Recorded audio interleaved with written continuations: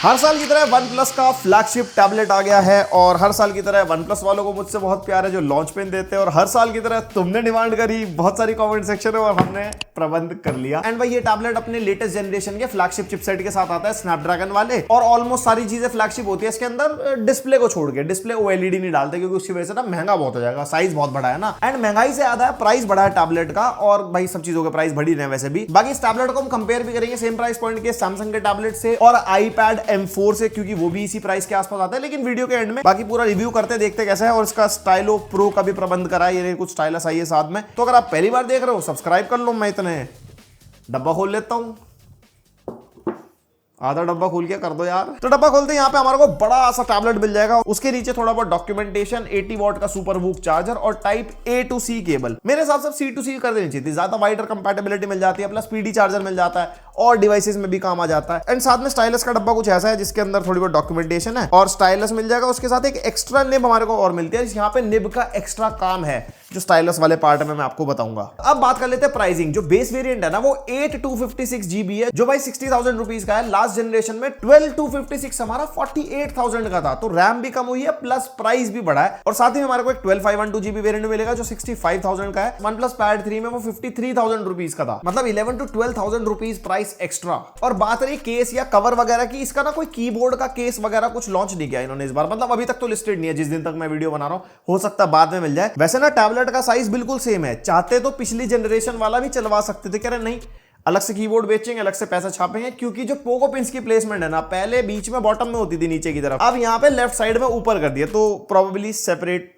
Keyboard case आपको मिलेगा या कोई थर्ड पार्टी मिल जाए तो बात अलग है। बाकी हाँ, एक ये वाला फोलियो केस लिस्टेड था 3,000 रुपीज का। अगर डे 1 पे आपको बाय करना है तो देख लेना। और हाँ, डे 1 से याद आया भाई, कोई भी प्री अप्लाइड स्क्रीन गार्ड नहीं है। इतना बड़ा टैबलेट है, इतनी बड़ी स्क्रीन, तो स्क्रीन गार्ड भी भाई ऑर्डर कर ले, वरना स्क्रैच व्रैच आ जाएंगे तो दिल पे लगती है इतनी महंगी चीज खरीदने के बाद। एंड भाई design almost same OnePlus Pad 3 वाला 13.2 इंचेस का टैबलेट है। मेटल यूनिबॉडी डिजाइन है, मतलब प्रॉपर फ्रेम तक पूरा मेटल का मिल जाता है हमारे को। और कैमरा मॉड्यूल कुछ इस टाइप का है, पीछे OnePlus की ब्रांडिंग है, यहाँ पे ऊपर माइक्रोफोन, और ये वाला जो एरिया यहाँ पे हमारी स्टाइलस कनेक्ट जाती है और मैग्नेटिकली एंड चार्ज भी होती है। लेफ्ट साइड में पावर बटन, यहाँ पे स्पीकर वगैरह, बॉटम में भी speakers and type C 3.2 Gen 1 वाला पोर्ट मिलता है जिससे आप डिस्प्ले आउटपुट ले पाओगे 4K 60 FPS। तो कोई गेम स्ट्रीम वगैरह करता है या आप ऑनलाइन क्लासेस देते हो, अपनी टैबलेट की स्क्रीन शेयर करनी है थ्रू अ कैप्चर कार्ड और समथिंग, तो वहां पे ये चीज काफी काम आ जाती है। बट OnePlus के साथ एक चीज मेरे को फील हो रही है, इनका ऑपरेटिंग सिस्टम बहुत अच्छा है। इसके टाइप C के थ्रू ना सिर्फ स्क्रीन मिरर आप कर सकते हो, मतलब जो आपके टैबलेट पे चल रहा है वही बड़ी स्क्रीन पे दिखेगा। किसी भी तरीके से एज एन एक्सटेंडेड डिस्प्ले या सेकेंडरी डिस्प्ले की तरह आप यूज नहीं कर पाते, जो मेरे हिसाब से इनको इंटीग्रेट करना चाहिए। जैसे Lenovo का IdeaTab Pro किया था, उसमें हमारे को PC मोड मिल जाता है, तो एक्सटर्नली बड़ी स्क्रीन वगैरह आप यूज कर लेते हो।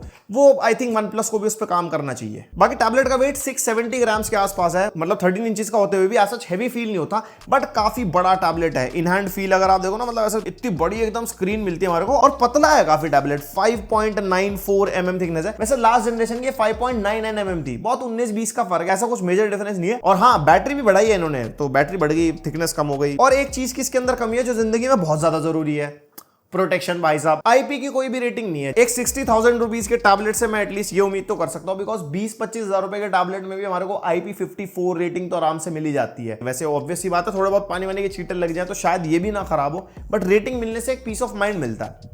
आपका क्या मानना है कमेंट करके बताना। बाकी डिस्प्ले में है पांडा ग्लास की प्रोटेक्शन मिलती है, तो अभी पांडा कैसे काम करेगा पता नहीं, मैंने गिरा विरा के देखा नहीं। और हाँ, एक चीज मैं बताना भूल गया, ये टैबलेट सिर्फ वाईफाई ओनली है, कोई भी इसके अंदर 5G या सिम वगैरह का सपोर्ट नहीं है। वैसे जो इनका OnePlus Pad Go 2 आया था ना, वो भी हमने रिव्यू किया था, उसके अंदर आप सिम वगैरह डाल सकते हो। वैसे इनको फ्लैगशिप टैबलेट के साथ भी एक वेरिएंट, एक एटलीस्ट वेरिएंट तो रखना चाहिए। बहुत सारे ब्रांड्स ऐसे हैं जो अपने ना फ्लैगशिप टैबलेट्स के साथ ना सिम वाला सीन रखते ही नहीं है। कुछ है यूजर्स, मेरे को कमेंट मिलते हैं कि यार हमारे को भी सिम वाला चाहिए होता है। आपका क्या ओपिनियन है इसमें, आप एड ऑन कर सकते हो कमेंट करके। एंड भाई स्पीकर्स, 8 स्पीकर सेटअप है, वही 4 सबवूफर्स 4 ट्विटर्स का मिक्स करके, एंड साउंड जबरदस्त। एक ऑडियो सैंपल सुन के देखो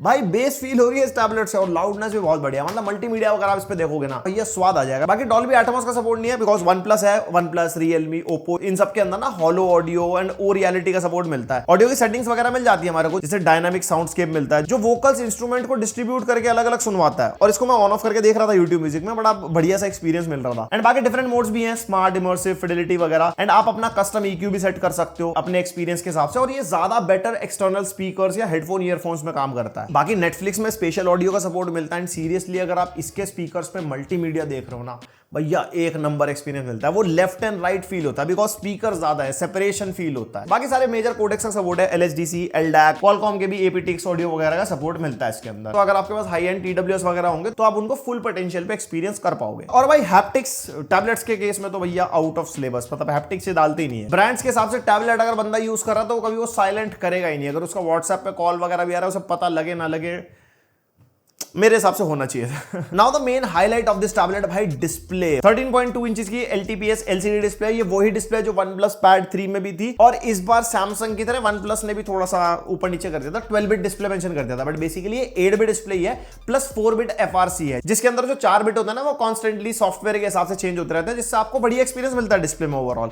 बट 12 बिट तो फिर 12 बिट तो फ्लैगशिप हो गया ना एकदम। बाकी 3.4 के रेजोल्यूशन हमारे को मिल जाता है, एंड ये 7:5 रेशियो वाली डिस्प्ले है। सो PDF डॉक्यूमेंटेशन रीडिंग के लिए वर्टिकली 2 स्प्लिट स्क्रीन में आपको कोई रीडिंग वाला या ब्राउजिंग वाला काम करना ना, उसके लिए डिस्प्ले अच्छी है। बट जब आप इसमें मल्टीमीडिया वगैरह देखोगे ना तो कुछ इतने ब्लैक बार्स मिलेंगे अगर 16:9 वाला कंटेंट आप देखते हो। वहीं पे ज्यादातर टैबलेट्स जो 16:9 या 16:10 एस्पेक्ट रेशियो के साथ आते हैं ना, वो मल्टीमीडिया के लिए ज्यादा बेटर होते हैं। ऐसा नहीं है आप किसी के अंदर कुछ कर पाओगे, किसी के अंदर कुछ नहीं कर पाओगे, बट दोनों के अपने अपने अपसाइड्स एंड डाउनसाइड्स हैं। एंड 144 हर्ट्ज का रिफ्रेश रेट हमारे को मिल जाता है, लेकिन पूरे UI में 120 हर्ट्ज चलता है। कोई भी ऐप आपके 60 हर्ट्ज पे चल रहा है तो आप सेटिंग्स में जाकर उसको स्पेसिफिकली 120 पे सेट कर सकते हो। और LTPS डिस्प्ले तो 60-120 में शिफ्ट हो जाती है। एंड 144 हर्ट्ज का जो सपोर्ट है ना वो सिर्फ लिमिटेड गेम्स में है, एक में दिखाता हूं भी आगे। एंड 10 पॉइंट मल्टीटच का सपोर्ट मिलता है, और बेजल काफी अच्छे खासे कम है बड़ी डिस्प्ले के हिसाब से, like 89.4% screen to body ratio हमारे को मिलता है। और सर्टिफिकेशन में TUV Rhineland low blue light, यानी कि आंखों के लिए कोई दिक्कत नहीं है। डॉल्बी विजन का भी सपोर्ट है, साथ में HDR10+ का भी सपोर्ट मिलता है। फिर ना मैंने कलर गैमेट जैसे टेस्ट किया तो कलर गैमेट भाई अच्छा निकल गया है। यहाँ पे मतलब 93% P3, 99% sRGB अच्छे आते हैं कलर्स निकल के। ब्राइटनेस नॉर्मली इंडोर में 636 निट्स तक जा रही थी, आउटडोर मोड में 844 निट्स तक जा रही थी। तो डिस्प्ले अच्छी खासी ब्राइट भी है। इंडोर यूज करो, आउटडोर यूज करो, डिसअपॉइंट नहीं करती, डिस्प्ले एकदम स्वाद है। और यहीं पे डिस्प्ले के मल्टीमीडिया एक्सपीरियंस की बात करते हो तो भैया बहुत जबरदस्त स्पीकर साथ में उसको कॉम्प्लीमेंट कर देते हैं। वाइडवाइन L1 का सपोर्ट यहाँ पे हमारे को मिलता है, तो OTT पे आप मैक्सिमम रेजोल्यूशन पे कंटेंट देख पाओगे। बाकी YouTube पे 4K 60 HDR का सपोर्ट मिल जाता है। एंड Netflix के अंदर भी हमारे को HDR10, डॉल्बी विजन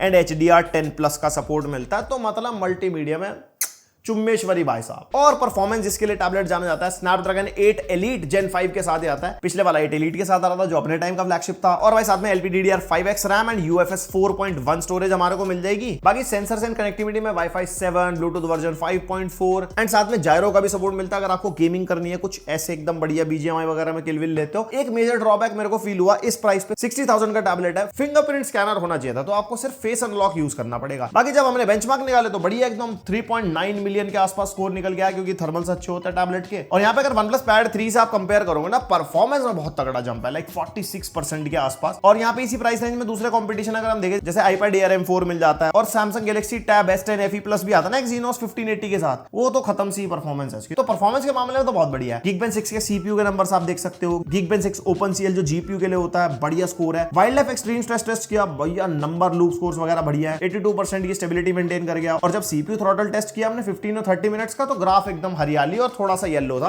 तो टैबलेट्स में ये चीज अच्छी होती है, ज्यादा जल्दी गर्म नहीं होते। आप बढ़िया हाई एंड गेमिंग या हाई एंड प्रोडक्टिविटी टास्क लंबे टाइम तक भी करोगे ना, तो परफॉर्म अच्छा करते हैं। जैसे हमने गेम टेस्ट करा, यहाँ पे BGMI स्मूथ पे अल्ट्रा एक्सट्रीम मिल गया था, जिसके अंदर हाइपर फ्रेम रेट हमने ऑन कर दिया था, जो 144 FPS बता रहा था ना मैं आपको। तो इसके अंदर हमारे को एवरेज 143.6 FPS मिल गए थे। कॉल ऑफ ड्यूटी मोबाइल लो पे अल्ट्रा, इसके अंदर 120 FPS का सपोर्ट है। गेंशिन इंपैक्ट में भी 60 FPS हाईएस्ट सेटिंग पर टेस्ट किया, लेकिन हाइपर फ्रेम रेट ऑन कर दिया था, तो 120 FPS मिल गए थे। वुदरिंग वेव्स में क्वालिटी 60 FPS, तो 60 FPS मिल गए थे एवरेज। कार स्ट्रीट टेस्ट किया तो 53 एवरेज FPS मिल गए थे उसके अंदर। टूम रेडर के अंदर हमारे को 2 मोड्स मिलते हैं, ग्राफिक्स और एक परफॉर्मेंस। ग्राफिक्स पे 30 FPS मिल जाते हैं एंड परफॉर्मेंस में 60 FPS। और RDR टेस्ट किया नेटफ्लिक्स में, जिसमें फिडिलिटी मोड मिलता है, जिसमें हमारे को 30 एवरेज FPS मिल जाते हैं, और एक परफॉर्मेंस मोड मिलता है जिसमें 40 FPS मिल जाते हैं। एंड यस, NTE भी हमने टेस्ट कर दिया था, जिसमें सिनेमैटिक सेटिंग्स में 60 FPS सेट कर दिया था, एंड एवरेज 60 FPS इस टैबलेट के अंदर मिल जाता है। और जैसे कि स्नैपड्रैगन 8 Elite Gen 5 के साथ आता है, तगड़ी इम्यूलेशन गेमिंग आप इसके ऊपर कर सकते हो, इवन विंडोज वाले गेम भी खेल सकते हो। इस प्रोसेसर के साथ ना बहुत सारे ट्यूटोरियल वीडियोस है YouTube पे, वो देख के आप इसके ऊपर गेम कर पाओगे। एंड इस पे आपको लंबे टाइम तक और बेटर परफॉर्मेंस पता है क्यों मिलेगी? बिकॉज इसके थर्मल्स बहुत अच्छे हैं। फोन्स वगैरह हीट अप हो गए, FPS ड्रॉप देंगे, ये नहीं देगा। तो अगर आपको इम्यूलेशन गेमिंग करनी है, कंट्रोलर लगा के आराम से पीछे बैठ के विंडोज वाले गेम्स खेलने, आप इस टैबलेट पे खेल पाओगे। यही इसका सबसे बड़ा USP है। और विंडोज वाले गेम तो बिल्कुल एकदम पीक मामला हो गया। उसके अलावा अपना कोई और प्लेस्टेशन के इम्यूलेटर्स वगैरह डालने हो,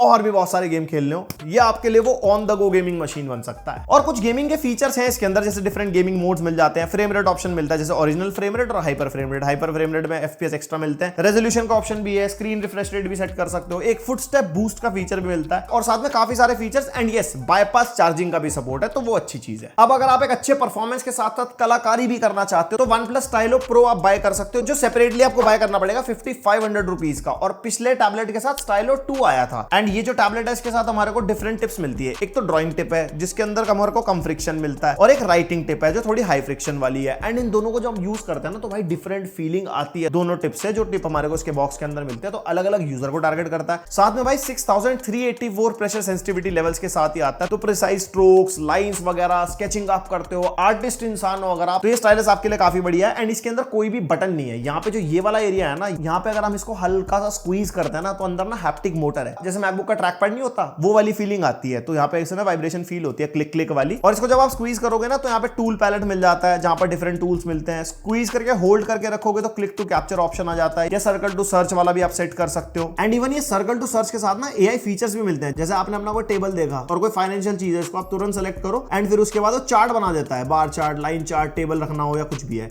डिफरेंट स्टाइल्स भी है उसके अंदर। एंड इवन ओरिजिनल डेटा और जनरेटेड ग्राफ को आप कंपेयर भी कर सकते हो और इंस्टेंट इमेज जनरेशन भी यहाँ से हो जाएगी, जिसमें आप स्टाइलाइज एंड प्रॉम्प्ट दोनों देके कर सकते हो। इवन किसी फोटो को सेलेक्ट करके उसको एनहांस भी कर सकते हो और सर्कल करके इमेज को डाउनलोड कर सकते हो, मार्कअप करना हो, कॉपी कर सकते हो इमेज को, टेक्स्ट एक्सट्रैक्ट तक आप कर लोगे, बाकी डायरेक्टली उस इमेज को शेयर भी कर सकते हो। और साइलेंस सेटिंग्स में लेजर पॉइंट को आप ऑन कर सकते हो, तो वो कुछ इस तरीके से मीटिंग्स में काम आ सकता है। एंड भाई बेस्ट पार्ट, जब आप इस स्टाइलस को यूज करते हो ना, इसके अंदर अपनी हैप्टिक मोटर है, तो जब आप कुछ भी ड्रॉ करोगे, कुछ भी आप लिखते हो, तो अंदर जो हैप्टिक मोटर चलती है तो ऐसा लगता है लिटरली आप किसी फिजिकल सरफेस पे चला रहे हो, क्योंकि वो मसल मेमोरी वैसी जनरेट होती है ना, एंड वो काफी बढ़िया फीलिंग देती है। फिर चाहे आप स्केचिंग करो, चाहे आप राइटिंग करो, वो बहुत बढ़िया चीज है। बाकी साथ में पाम रिजेक्शन, टिल्ट डिटेक्शन, वो सब तो मिल ही जाता है, तो मतलब ओवरऑल काफी बढ़िया एक्सपीरियंस आपको मिलेगा। अब देखो Stylo 2 से अगर कंपेयर करते हैं तो थोड़े से प्रेशर लेवल्स बढ़े हैं। पहले सिंगल टिप ऑप्शन था, अभी 2 टिप्स के ऑप्शन मिलते हैं और थोड़ी सी लेटेंसी इंप्रूव हुई है इसके अंदर। बाकी हैप्टिक फीडबैक तो हमारे को पहले मिल रहा था, वो अभी मिल रहा है, उसमें ज्यादा कोई डिफरेंस नहीं है। Then operating system user interface, यहाँ पे Oxygen OS 16 out of the box मिलता है, यानी कि Android 16 के साथ आएगा। और इसके साथ हमारे को 3 इयर्स के मेजर अपडेट्स एंड 6 इयर्स के सिक्योरिटी पैचेस मिलेंगे, जो कि अच्छी चीज है एज पर अ टैबलेट। बाकी हमारे को फ्लक्स थीम मिल जाती है, आइकन वगैरह कस्टमाइज कर सकते हो, ऐप ओपनिंग क्लोजिंग एनिमेशन अच्छी है, क्योंकि Oxygen OS भाई बढ़िया काम करता है, स्मूथ है चलने में, बहुत मतलब एकदम स्नैपी काम करता है। उसके अलावा इकोसिस्टम कनेक्टिविटी भी काफी बढ़िया है, जिसके थ्रू आप विंडो से भी कनेक्ट कर लो, इवन मैक से भी कनेक्ट कर सकते हो, तो फाइल ट्रांसफर आराम से हो जाता है। एंड जैसे मैक की बात बता रहा था, जरूरी नहीं है आपके पास iPad ही होना चाहिए मैक के साथ, आप ये विंडोज टैबलेट भी यूज कर सकते हो। सेकंड स्क्रीन के जैसे काम करता है और इससे आप अपने लैपटॉप का कीबोर्ड माउस तक शेयर कर सकते हो, सेम माउस लैपटॉप पे चलेगा, वही पैड के साथ भी चला सकते हो। फिर चाहे मैक हो या विंडोज, इवन पीसी स्क्रीन आप एक्सटेंड कर सकते हो और पीसी स्क्रीन को मिरर भी कर सकते हो, टेक्स्ट वगैरह सिंक कर लेता है अगर कॉपी पेस्ट करना हो। बाकी फाइल मैनेजमेंट वगैरह हो जाएगा, ट्रांसफर वगैरह जो होता ही है। और एक चीज मेरे को टैबलेट लेवल पे सही नहीं लगी ऑपरेटिंग सिस्टम के मामले में, कि कोई भी पीसी मोड नहीं है। इस मामले में मैं Lenovo के ZUI की काफी तारीफ करता हूं, क्योंकि उसमें पीसी मोड मिलता है। जब आप कीबोर्ड कनेक्ट करते हो ना, उसका यूजर इंटरफेस चेंज हो जाता है पूरा। अब यहाँ पे टैबलेट का यूजर इंटरफेस अच्छा है, एक्सटर्नली कीबोर्ड चलाओगे तो इसी यूजर इंटरफेस को आपको चलाना पड़ेगा, तो इस चीज को थोड़ा OnePlus को इंप्लीमेंट करना चाहिए। और उसके अलावा 5 विंडोज आप एक साथ खोल सकते हो, 3 split Windows, 2 floating Windows, and 2 app एक साथ आप यूज कर रहे हो तो कुछ इस तरीके से यूज भी कर सकते हो। बाकी डॉक मिल जाता है, इंस्टेंटली कोई ऐप वगैरह स्प्लिट स्क्रीन में या फ्लोटिंग में खोलनी हो तो खुल जाती है वहां से। और आप अपना ग्रुप भी बनाकर रख सकते हो डिफरेंट ऐप्स का। इवन सिंगल ऐप से स्प्लिट स्क्रीन में जाना हो तो 2 फिंगर से ऐसे स्वाइप डाउन करो तो स्प्लिट स्क्रीन हो जाती है। बाकी माइंड स्पेस तो है जो Gemini से इंटीग्रेटेड है, और AI फीचर्स भी है, मैं सारे स्क्रीन पे लिख के डाल दूंगा। आप काफी बार बात कर चुके हैं सबके बारे में, वीडियो पॉज करके देख लो। और स्पेसिफिकली अगर आपके पास OnePlus की डिवाइसेज हैं तो OnePlus का अपना इकोसिस्टम है। फॉर एग्जांपल अगर OnePlus का कोई फोन आपके पास, तो सेम फोन और टैबलेट अगर सेम वाईफाई पे होंगे तो कॉल मैसेज सिंक हो जाते हैं। कॉल्स अगर आते हैं तो टैबलेट से पिक कर सकते हो, ईयरबड्स वगैरह यूज कर सकते हो, तो वो भी काफी बढ़िया है। ऐप रिले ऑप्शन मिलता है, फॉर एग्जांपल आप फोन में कोई ऐप चला रहे हो और यहाँ के नीचे डॉक में भी दिखाता है, तो आप टैबलेट से भी उसको यूज कर पाओगे। बाकी फाइल शेयरिंग वगैरह तो हो ही जाती है। और बैटरी बढ़िया है, जैसे मैं बता रहा था आपको 12,140 mAh थी पहले, अभी 13,380 mAh की बैटरी हो गई है। 80 वॉट का ही चार्जर है जो हमारे को पिछले साल मिल रहा था। वैसे अच्छा है यार 80 वॉट टैबलेट के साथ, वरना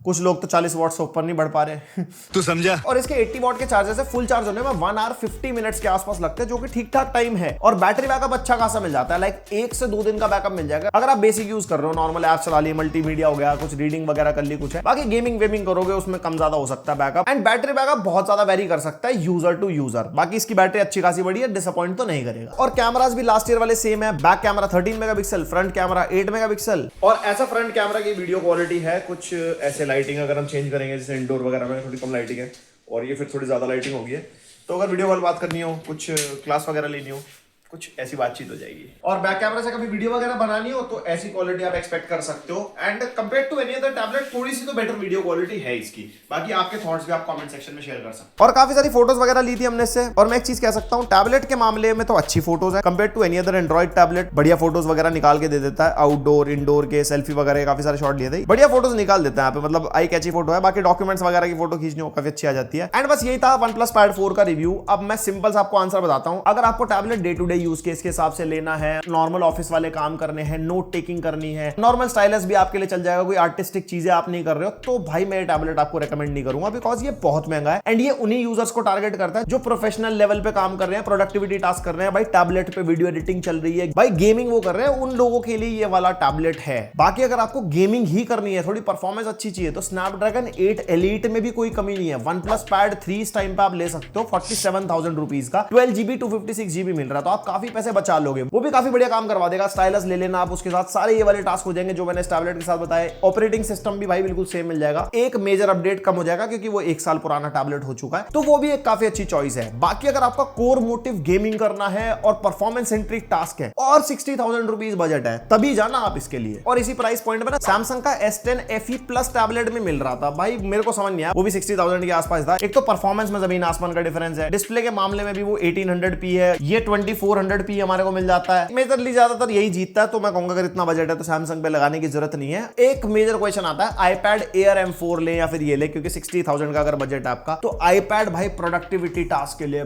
बहुत बहुत बढ़िया है। उसके अंदर जो एप्लीकेशन सपोर्ट है, जो एक्सक्लूसिव एप्पल की एप्स आपको मिलती हैं, प्लस उसका जो इकोसिस्टम है भाई उसका कोई तोड़ नहीं है। एंड iPad Air M3 का हमने रिव्यू किया हुआ है चैनल के ऊपर, और M3 और M4 में मेजर कोई डिफरेंस नहीं है, बस परफॉर्मेंस का डिफरेंस मिलेगा। बाकी आप ये वाली वीडियो देख लेना, आइडिया मिल जाएगा आपको iPad के बारे में। बस यही iPad में जो एंट्री लेवल वेरिएंट है वो 128GB मिलेगा, OnePlus में 256GB मिलता है, तो स्टोरेज का एक मेजर इशू रहने वाला आपके साथ। और एप्पल में जैसे स्टोरेज बढ़ाते हैं तो किडनी विडनी इधर उधर खिंड जाती है हमारी जाके कहीं पे। बाकी देखो बैटरी के मामले में भी OnePlus बेटर है, डिस्प्ले के मामले में भी OnePlus मेरे को बेटर लगा, स्पीकर्स के मामले में भी OnePlus बेटर है। बस यहाँ पे दो मेजर चीजें हैं, अगर प्रोडक्टिविटी और एडिटिंग और ये सारे टास्क करने हैं, एप्पल इकोसिस्टम, आप एप्पल डिवाइसेस ज्यादा यूज करते हो तो iPad की तरफ जाना। अगर आपका मेन मोटिव एंड्रॉइड चलाने का और एंड्रॉइड पे गेमिंग करने का, इमुलेशन करने का मोटिव है, तो OnePlus Pad 4 से बढ़िया कोई टैबलेट नहीं है इस टाइम पे, इस प्राइस पॉइंट पे। बस बाकी मेरी तरफ से यही था। आपके जो भी थॉट्स हैं मेरे को बताना कमेंट करके। आप कोई OnePlus का टैबलेट यूज कर रहे हो, उसका कोई फीडबैक देना हो, OnePlus Pad 4 आप खरीद चुके हो, अभी तक का आपका एक्सपीरियंस कैसा है, हमारे थॉट्स कितने मैच हुए, सब कुछ कमेंट सेक्शन भाई मैं पढ़ता हूं यार। इसके अलावा लाइक शेयर सब्सक्राइब भी करो। मिलते हैं नेक्स्ट वीडियो, अब तक के लिए बाय।